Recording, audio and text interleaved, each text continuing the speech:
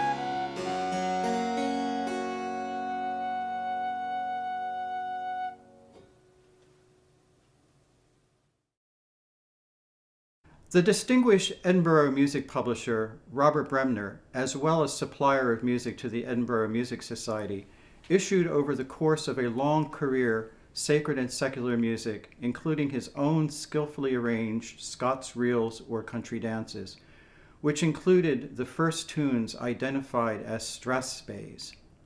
There actually is a fine Bremner family association with 18th century Philadelphia. Robert's brother James in 1763 moved to Philadelphia, where he taught harpsichord, German flute, initiated a series of subscription concerts modeled on the Edinburgh Music Society, and became a friend of Francis Hopkinson. When Hopkinson first visited London, he called on Robert Bremner, who thereafter sent packets of printed music to America's first native composer. The group of Robert Bremner tunes we will play for this program include Will You Go to Flanders, which we'll hear shortly, and later The Scots Ground in Cybele.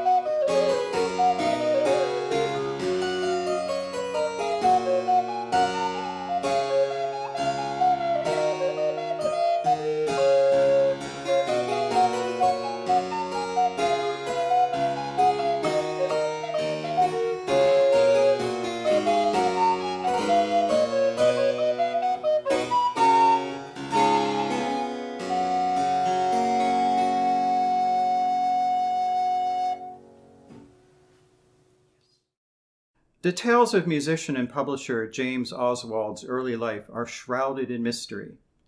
The first concrete reference occurs in 1734, announcing a collection of his own minuets in the broadsheet paper, the Caledonian Mercury. Subsequently, on a regular basis, he issued primarily collections of Scots tunes of all sorts, settling in London in the early 1740s. By all accounts, an accomplished cellist, he came in the orbit of Frederick, Prince of Wales, himself a proficient cellist, and this set the stage for early patronage by royalty, which continued later with Oswald's appointment as chamber composer to George III in 1761. You will hear a setting of Lovely Nancy from Oswald's Curious Collection of Scots Tunes, Edinburgh, 1739.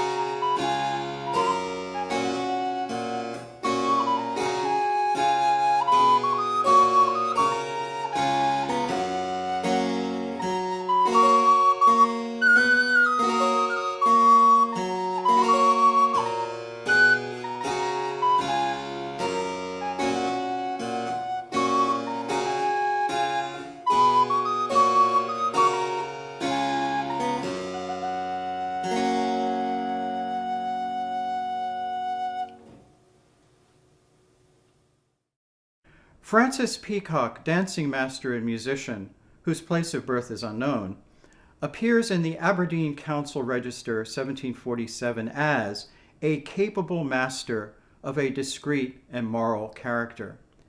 This same year he founded the Aberdeen Music Society, which gave private concerts with profits going to charity.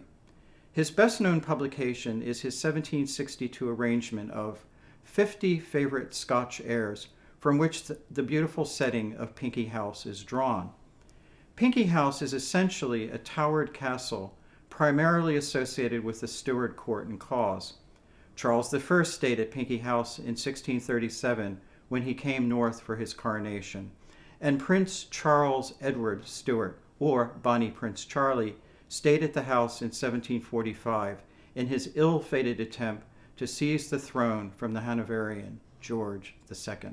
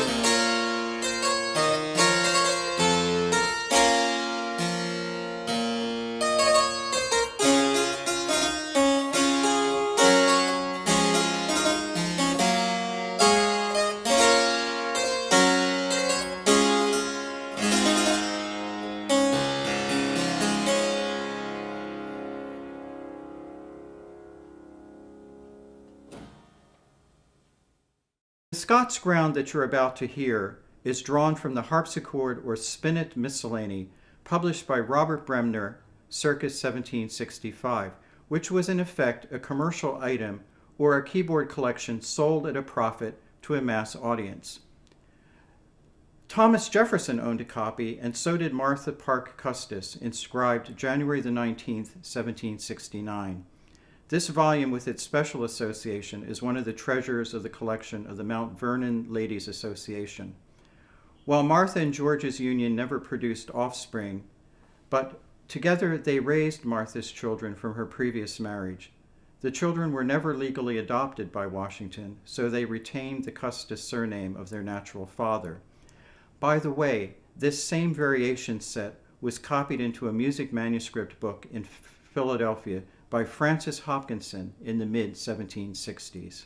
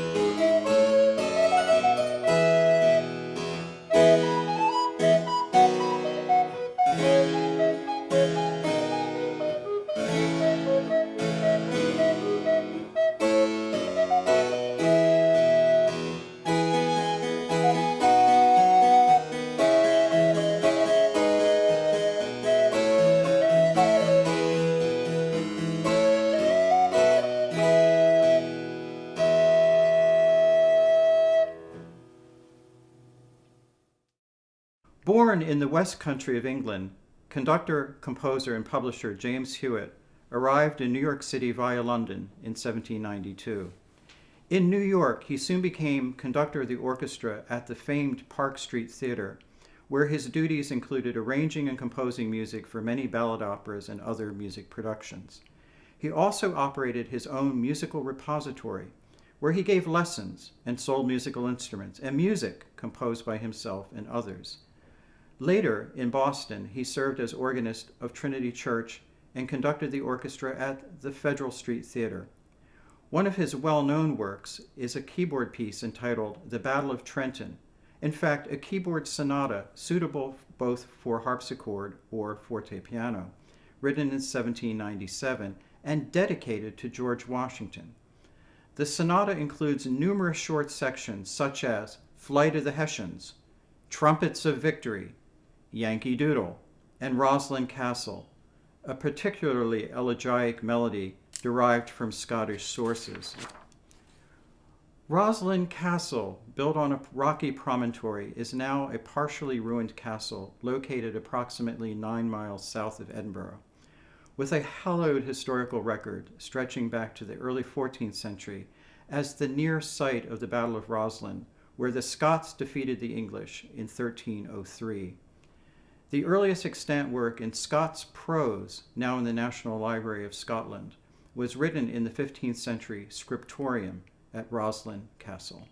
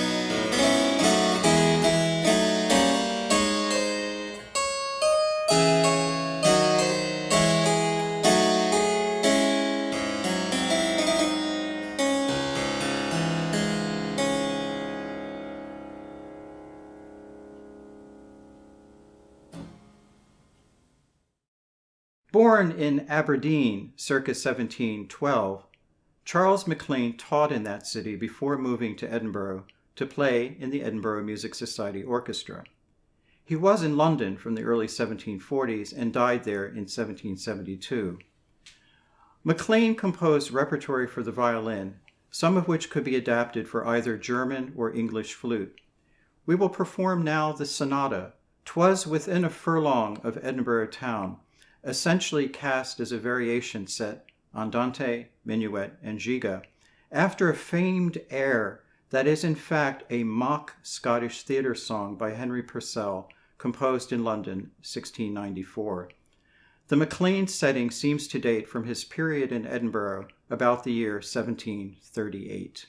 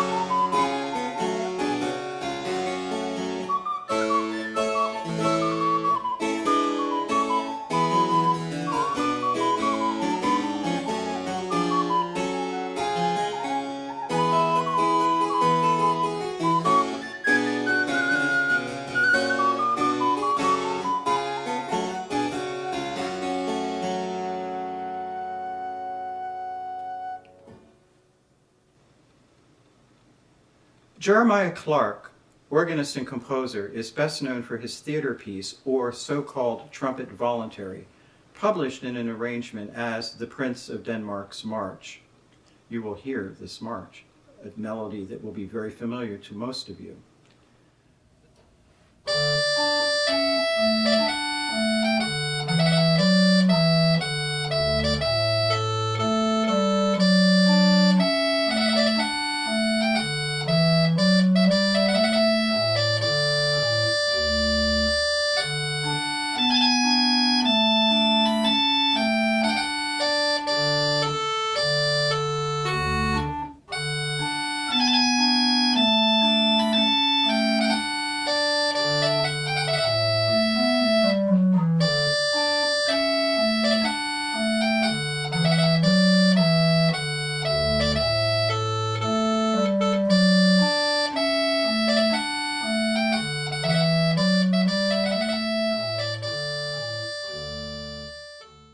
The Scotch trumpet tune that you will hear is taken from a keyboard anthology, The Harpsichord Master of 1697, but this music could also be easily adapted for chamber organ.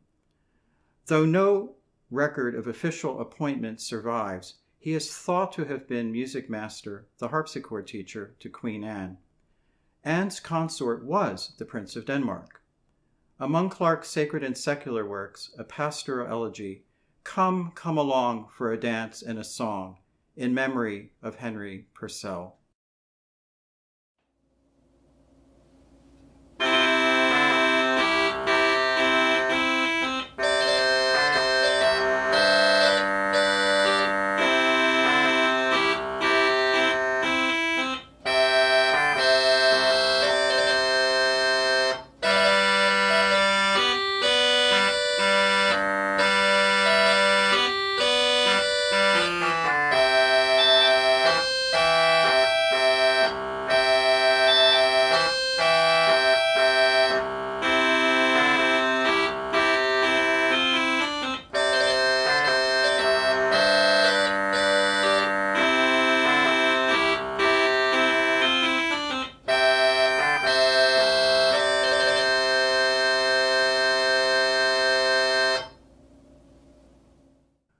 Born in Perthshire about the year 1721-22 into a landowning Highland family, John Reid was educated at the University of Edinburgh, where he studied law, and while there presumably developed his musical talents, taking flute lessons. He successfully sought a commission in the army, serving in Scotland during the Jacobite period, and later bought a commission in the regiment dubbed the Black Watch. Reid soldiered thereafter in the West Indies and North America during the 7 Years' War or the French and Indian War. He continued his distinguished military career, albeit in Europe, during the period of the Revolutionary War in America. He rose to the rank of general and retired rich. Mindful of the joy music brought him, he left the bulk of his fortune upon his death in 1807 to the University of Edinburgh, with the primary aim of establishing and endowing Scotland's first chair of music. Eventually, the university built the Reid School of Music as a result of his bequest. General Reid wrote 2 sets of solo sonatas for violin or flute, published in 1756 and 1762. You will hear a solo taken from a sonata in the set of 1762.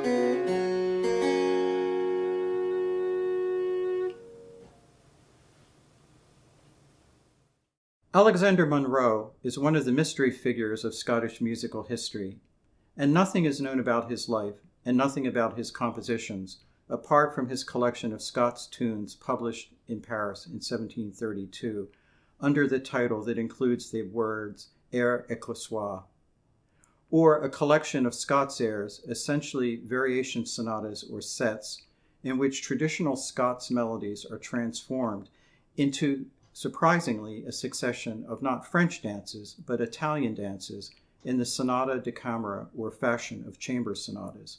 that is, preludio, correnti, minuet, sarabanda, and giga. Or one could think of the Highlands meets the Italian Baroque, inspired by the model of Arcangelo Corelli. You will hear the first variation on the famed air Bonnie Jean of Aberdeen. The late scholar of Scottish music, David Johnson, believed by conjecture that our composer is one and the same with the Alexander Munro, who studied music in his youth and was later first professor of anatomy at the University of Edinburgh. Professor Munro had many Parisian links, as Paris was a world-famous center for surgery, and this might explain why the collection was printed in France.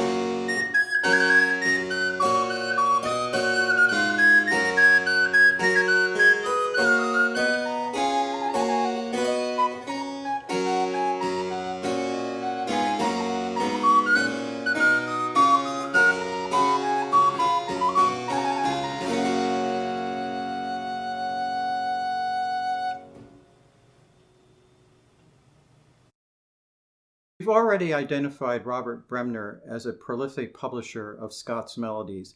Here is another melody called Cybele, which is taken from the harpsichord or spinet miscellany.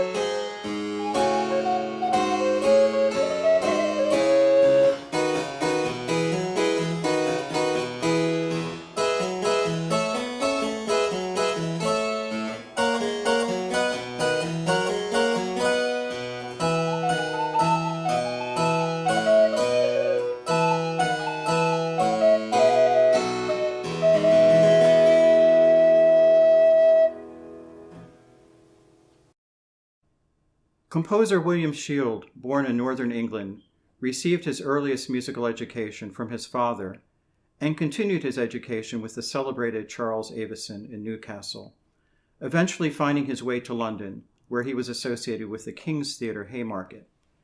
His first London ballad opera success was The Flitch of Bacon of 1778, coincidentally produced in Philadelphia in 1792 through 1797 seasons during Washington's terms as President of the United States.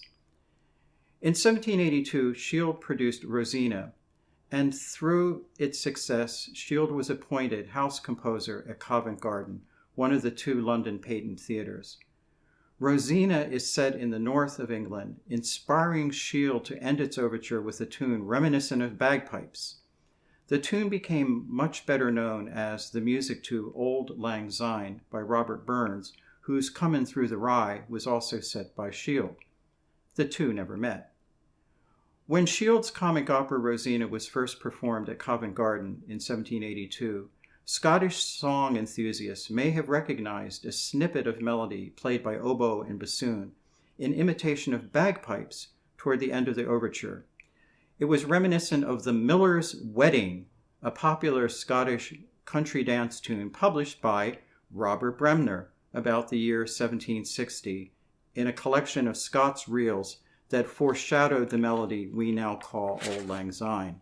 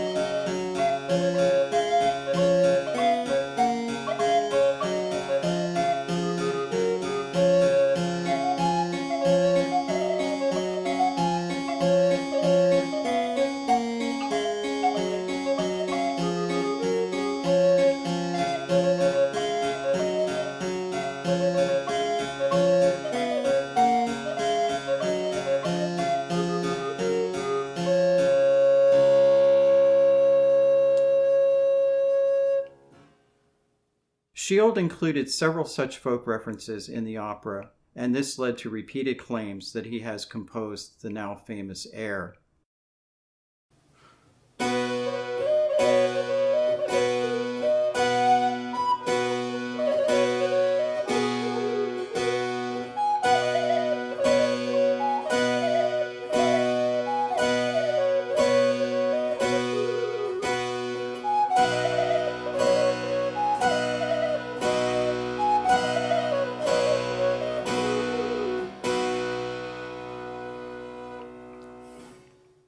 So we've just played The Miller's Wedding and the final air in Rosina.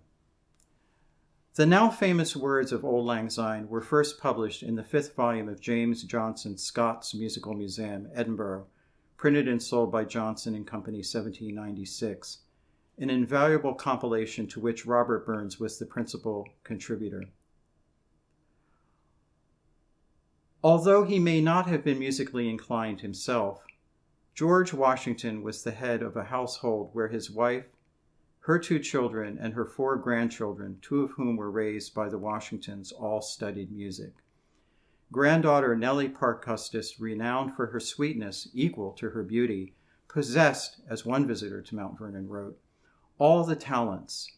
She plays the harpsichord and sings, draws better than any woman in America. Among surviving musical scores owned by Nellie Custis include airs from William Shield's Rosina and a songbook entitled Original Scottish Airs. Rosina was regularly performed in Philadelphia during both terms of Washington's presidency of the United States, at the time when Philadelphia, 1790 to 1800, was the capital of the nation. In retirement at Mount Vernon, in his own home, at Washington's request, music was part of his daily routine. After tea, if there were no ceremonious company which required his presence, he would listen to Nellie sing his favorite songs, including airs from Rosina.